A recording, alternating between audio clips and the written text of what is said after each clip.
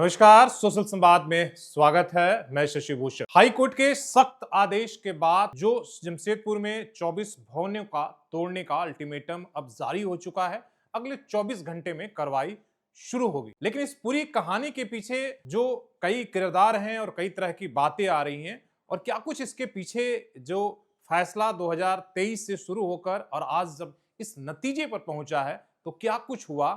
और कौन इसके जिम्मेदार हैं, आखिर इन तमाम चीजों पर हम आपको बताएंगे। और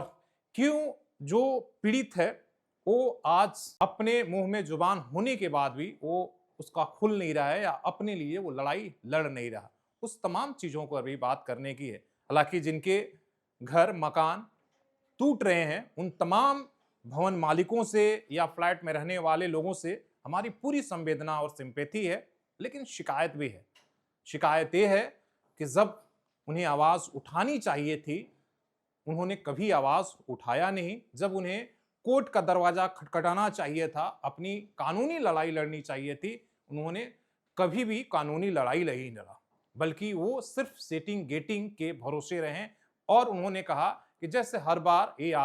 आदेश आता है, कार्रवाई के नाम पर खानापूर्ति होती है और हम ले देकर मामला को सेटल कर देते हैं, उस तरीके से सेटल हो जाएगा। और इसी भरोसे से लगातार पिछले जब 2023 से कार्रवाई चल रही है धीरे धीरे, और आज 2026 में आप देख रहे हैं कि कोर्ट ने इतना सख्त आदेश दिया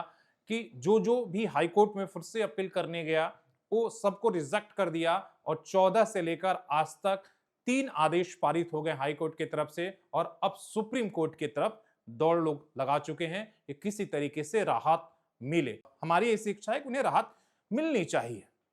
लेकिन बात सवाल सिर्फ ये है कि जिस तरीके से आप अपनी लड़ाई लड़ने के बजाय आपने जिस तरीके से आज भी वही आप कर रहे हैं कि सेटिंग गेटिंग कर रहे हैं, रात के अंधेरे में झोला और लिफाफा पहुंचाने की कोशिश कर रहे हैं, मैसेज करते हैं इनबॉक्स में, व्हाट्सएप करते हैं, कॉल करके अपनी व्यथा बताते हैं कि हमने तो हमें ब्लैकमेल किया गया, हमने हमारे साथ गलत हुआ, हमें तो भरोसा दिया गया था, लेकिन इसके बाद भी हमारी इस लिस्ट में कैसे नाम आ गई।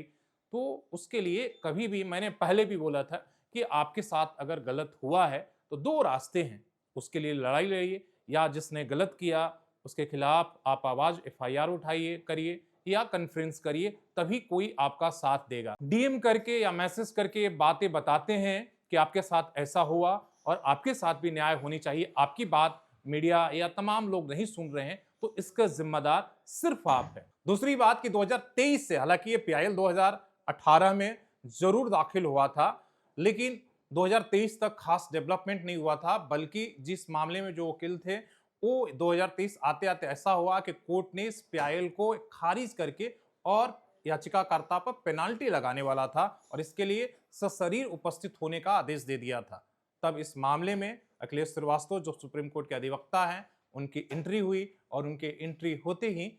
एक तरीके से पीआईएल पर कार्रवाई होना शुरू हो गया। और कार्रवाई पहली बार आपने देखा कि यहाँ 40 बिल्डिंग जो 2011 से माने जाते जिसको सील हुआ था पहली बार, उन पर पुराने जो बिल्डिंग्स थे उनके बेसमेंट खाली कराए गए। और हालांकि वो आंशिक खाली थे जिसको लेकर इन्होंने बार बार नाराजगी जताई कि भाई अभी भी जो बेसमेंट की बात है वो पूरी तरीके से खाली नहीं कराई जा रही, सिर्फ स्टिकर लगाकर और खाना पूर्ति की जा रही है। हाईकोर्ट की 2-2 बार टीम यहाँ पर आई, विजिट किया और भवनों की दशा देखी। इसके बाद जो है 2001 साल पहले बड़ी कार्रवाई हुई, मतलब बेसमेंट के अंदर बने कमर्शियल दुकानों को तोड़ा गया। वो आप कैमरे पर हमने हर कार्रवाई को दिखाया कि उन दुकानों को पहली बार जो है जब हाई कोर्ट की टीम आई और इसके बाद जब आदेश हुआ तो उन तमाम बेसमेंट के में बने दुकानों को तोड़ा गया और उन 40 जो 46 बिल्डिंग थे और खासकर साक्षी और बिष्टुपुर में जितने बिल्डिंगे बने हुए थे उनको तोड़ा गया। लेकिन इसके बाद एक स्टेज ऐसा भी आया जब हाई कोर्ट ने, जब पीआईएल के कर्ता की तरफ से कहा गया कि भाई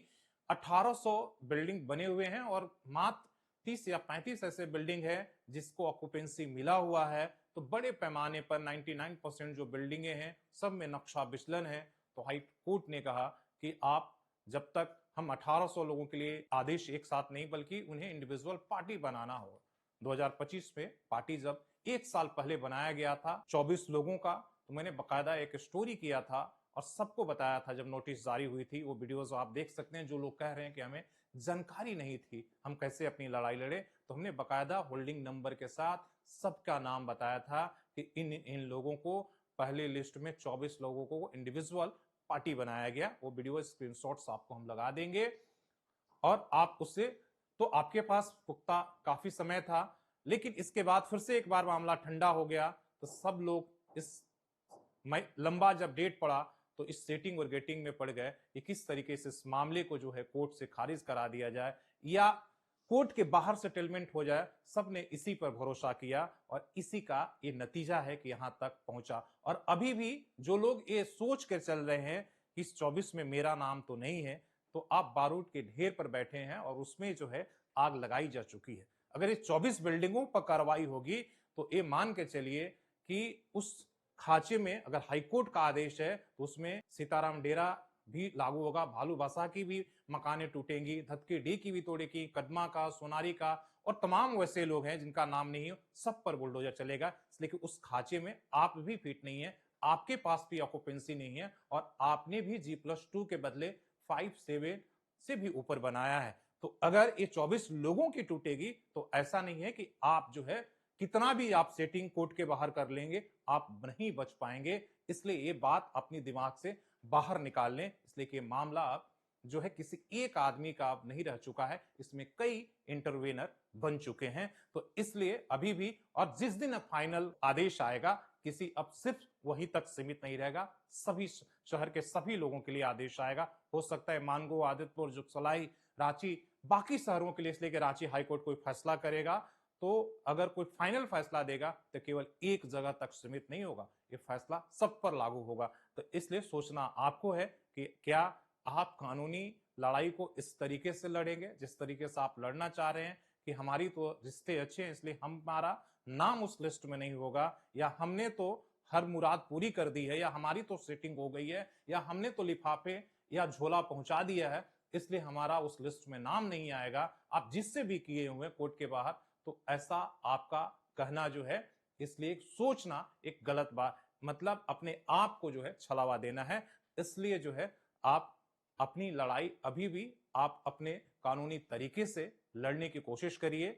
और नहीं तो ऐसे करते करते जो है आप पूरे शहर जो है एक चपेट में आएगा। और आप जानते हैं अपने बिल्डिंग की सच्चाई कि आप और हम कोई भी सेटबैक या नक्शा विचलन में कौन जो है कितना शामिल है और किसने कितना छोड़ा है, उस अगर उस पैमाने पर कसा जाएगा तो एकाध लोग बचेंगे, बाकी सब जो है पूरा शहर उसमें आता है। इसीलिए कहते हैं कि आप ये जो सोचकर अभी भी चल रहे हैं और जो डीएम करके व्हाट्सएप करके आप कह रहे हैं कि ब्लैकमेल किया गया, कुछ करिए हम उनकी आवाज, तो जब तक आप अपनी आवाज खुद नहीं उठाएंगे तो हम आपकी आवाज कैसे उठाएंगे और क्यों उठाने के लिए मजबूर है।